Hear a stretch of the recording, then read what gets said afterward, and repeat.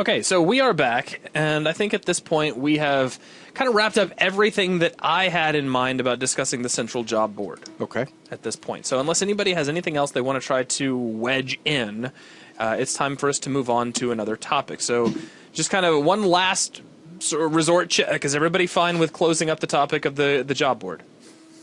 Yeah, I am, because the other thing that I would start adding in would be things like, hacking the job board or special hidden underground job boards. With the hacking. Which, believe it or not, I had listed in my notes, but it's like I didn't want to discuss it here we'll because get into that. That's more of later. a discussion of hacking than actual exactly. quests.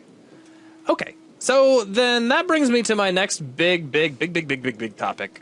It's a big topic. It's not a small topic. Yes, Gavin, always with the hacking. And yes, always with the hacking. We hack everything in this game. In fact, we're just going to name the game Hacking. So I'd play it. That's right. Reputation. Everything is about reputation in the end, isn't it?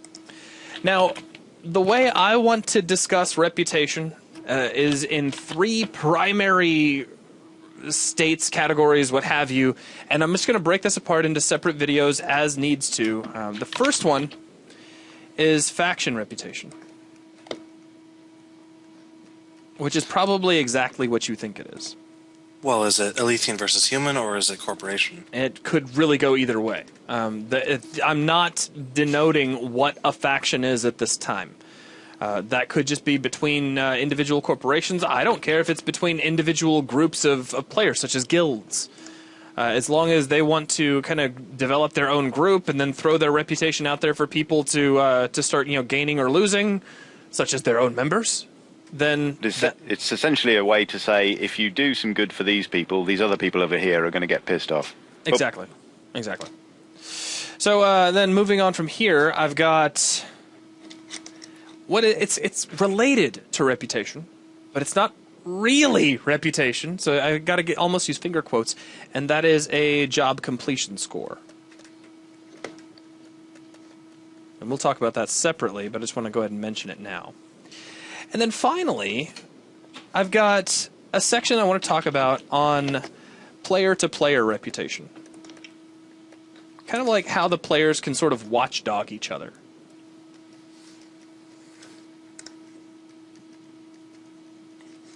So where I'm going to start with this is just a discussion over faction rep, and then we'll move through probably over a few different videos. And when I get done, I'll probably ask everyone if they can think of any other layer to this, or if you just want to tell me that I've completely overthought this, I've lost my head, and that we should really consider kind of narrowing this down. But let's just start with kind of a heading way out here, and this will just be for faction rep. Well, I think these are just things coming out of my brain. That the other two, the job completion score and the player-to-player reputation, those ultimately will feed into faction reputation being the most important, the actual reputation thing. And job completion and player-to-players are simply functions of the faction reputation and affect faction reputation. Not exactly the way I had envisioned it, but again, I'm totally open to finding out the way I had pictured the lay of the land being entirely wrong to how it ought to be. So you see, because I feel it more as they're all sort of coexisting types of reputation that obviously they're going to interact with each other. If you've got a poor reputation with a faction, that's going to influence your reputation with individual members of that faction. But it won't necessarily be a game killer beyond up to a certain point. It won't be a deal breaker. I think it's very much a sliding scale of which types of quests or which types of thing you do in the game affect which types of rep. My point is that the faction reputation to me sounds like the only thing that will make an effect of the game. It's actually, to me, that sounds like what's going... I mean, I don't know. Let's just continue, I guess. Sure. Well, just to kind of build off what you just said, faction reputation will be critical in terms of the factions that exist in the game, but I'm not necessarily counting on everything you do having to relate to some faction somewhere. It doesn't necessarily have to be that way. Anyway, let's just kind of move on. So first off, faction rep. This is going to be critical in gaining access to certain things.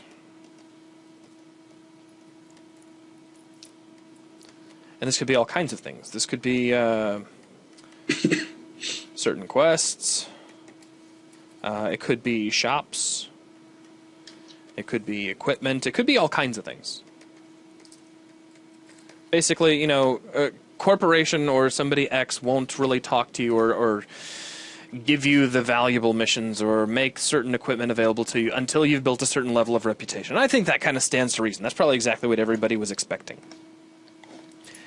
Of course, it would be nice if there were independent levels for different factions.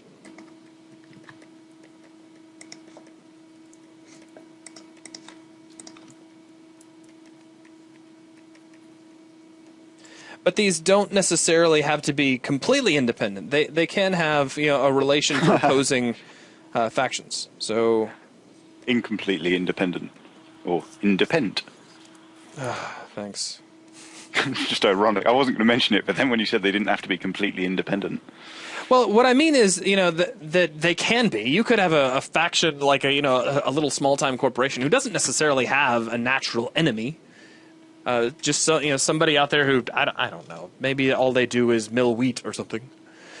But I don't necessarily picture a world where for every single faction there is an equal and opposite refaction.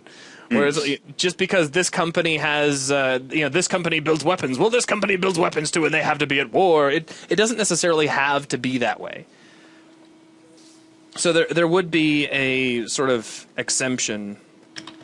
Right, but if you get really high reputation with weapon manufacturer X, I don't think you can also...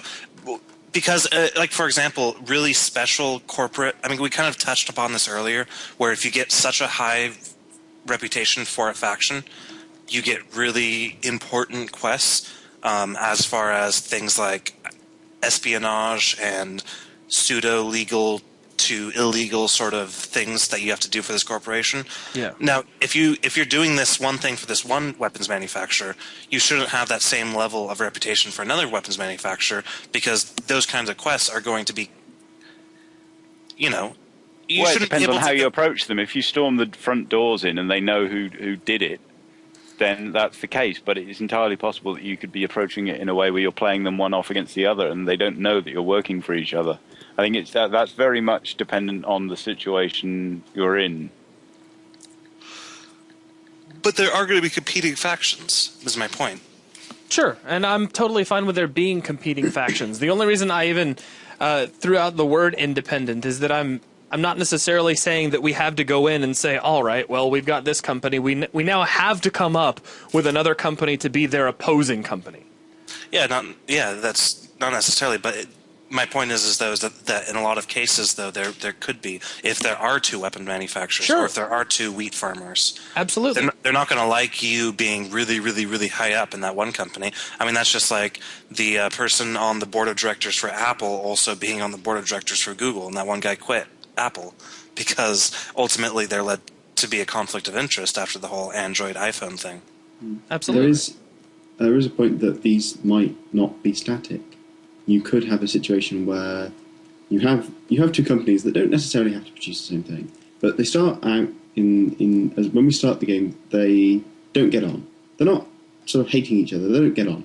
Now the players could come in and make that worse. They could end up actually going to war over something, or they can end up as best buddies, depending on how. Like if you have a high number of players who have high reputation with both, they might end up, being. Well, and it's do you know what I mean? Again, the meta can change. Yeah. And also you get the old sort of paradigm of my enemy's enemy. It's situational. That all of a sudden this faction over here could find themselves under attack from someone else and have to pal up with someone that ordinarily they'd be in competition with, because it's in both their best interests. And with a persistent world that we want, that kind of thing really make it feel like there's stuff going on in the background that the player doesn't necessarily see, but the paradigm of changes as time goes on. Well, things can get really complicated at that point. But also, in addition to what I was just talking about, there could be instances where you can do jobs for both corporations if you're just like a mercenary. But if you approach it like that, if you do just jobs, for the highest bidder, you'll never get the special reputation that allows you to become, an assassin for one of the corporations. I don't know. But the thing is, you wouldn't necessarily. This is with the different types of rep, because you wouldn't get the faction rep right the way up there. True, but you might be renowned as the man who can do the job that no one else can do. Right, but you're not going to be trusted because. So you would get you might get both of your factions. Sort of silent assassination type quests in that case, but none of the other high rep faction quests that are much more tied into sort of the dealings or the plot. Yeah, they might trust you to kill one of their competitors, but they're not going to tell you why they want him dead. Well, they're not going to trust you to carry their new gun halfway across the world, right? Because you might just go, "Okay, I'll nab this and sell it on to the highest bidder." Which is, I think, was the point you were trying to make, Nelson. Yeah, there's different kinds of reputation. I think that there should be, and there's trade-offs depending on, because, like you said, if you get this one special trusted reputation for one company, then you lose that reputation for the other company. Because it's become known that you are a player for whoever. And do you have anything against that, Jason or Zach, or am I going way off topic? No, I kind of pictured that as being part of the nature of the beast. Okay. Yeah, again, the world of Anonymous, it would still be nice for the ability to find, for you to be able to mask if you were high enough with skill level, if you did something particular before taking a mission where you're going to get reputation. If you wanted to be able to mask your reputation in such a way that you could take trusted missions from two different corporations so that you could play against the two sides, almost like a double agent kind of thing. Mm-hmm. Well, I could see that be if you get incredibly high trusted reputation for Corporation X, they might send you on a mission to be a double agent.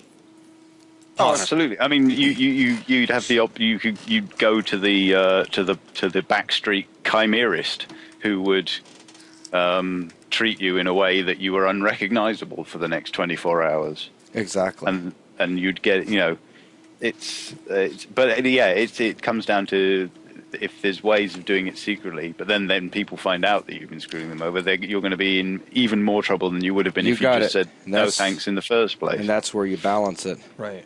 Maybe you have to go up under some, maybe you do come up with some sort of false identity that you purchase that you can use to now take a job that will give you reputation. But there's always some sort of gamble based off of a particular skill level, of a particular type of skills level, that when accepting the job upon acceptance or even on turn-in, that you could get busted. Well, and it seems to me that programmatically it would be the way to handle. There's a default effect of doing a mission and either succeeding or failing in it. The default would be that player who's got flatline across his skills would get a certain amount of rep deducted from this faction and added to these factions. And then you start adding in the sort of local variations of, oh, well, he's already got rep with this faction, so they are willing to let it slide this time, or this faction already hates him, and this is the final straw that makes them put it's a sort of atomization of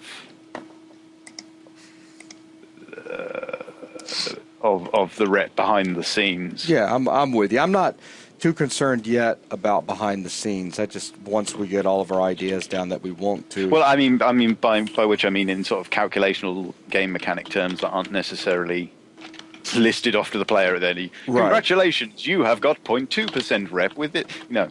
It's a sort of agglomeration over time. Right. Now, Nelson, you were about to say something. What was that?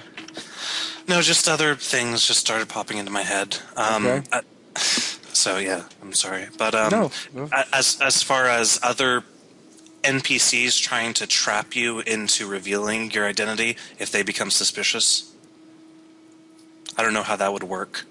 Yeah, that's very difficult behavior to code. It really is, but the One of the things that I really liked about Deus Ex Human Revolution, for example, was some of the dialogue, and this doesn't necessarily have to be represented with dialogue, but in Deus Ex Human Revolution, some of the dialogue, you really didn't know what the outcome of this is going to be. You don't know exactly what they know about you, and you don't know if you should trust them or not, or if they're going to lead you into a trap or something. I don't know. Like I said, it's just something that pops in my head. Mm-hmm.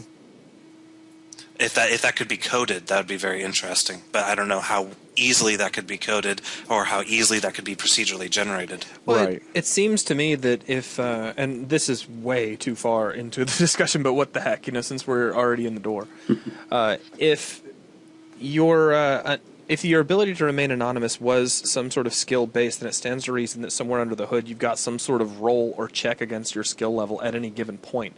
Should that fail due to something that you say, like maybe you make a high risk statement toward the person, you ask them a very high risk question, and they make the check against your current anonymity skill level, if you want to call it that, and you fail, they'd go, wait a minute, this is BS, you're a cop or something, and they just jack out and then it's over. And that'd be a real easy way to code it, right, based on if you've got like a certain set of actions or responses that you can make. My idea was taking that one step further, where there could be even another skill that allows you to detect how suspicious somebody is of you, and they could possibly, if your check fails, if your anonymity check fails and you tip them off, they're not going to immediately call in security, but they might send you into a trap. Sure. And you could possibly, there might be skills that allow you to detect if you've been sent into a trap or not or something. Sure. That's just like basically taking exactly what you just said, but one level further, for just a little bit more of interaction and gameplay. Okay. Now, this brings us to a particular aspect of faction rep that I've written up that I think really does kind of warrant its own chapter. And since we're already 16 minutes in, I say we go ahead and call it here, unless anybody else has anything they'd like to kind of wedge in. Yeah, that works for me. All right, so that will wrap up this video. Thanks a lot.